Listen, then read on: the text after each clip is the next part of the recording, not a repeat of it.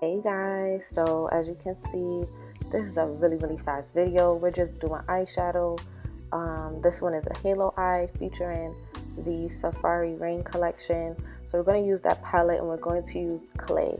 The reason why I'm showing you as I'm first putting it on is because I wanted to show you guys that to tap off the excess and just build up that color.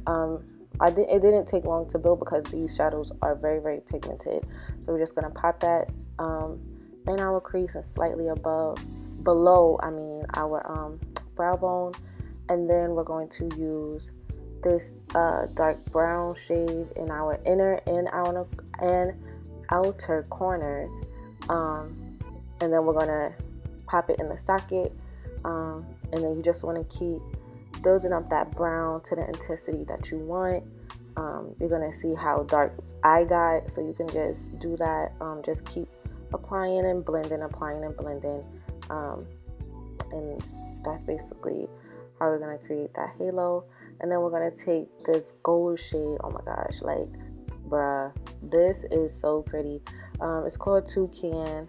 I'm gonna pop that on the inner and outer corners, right where we put that brown.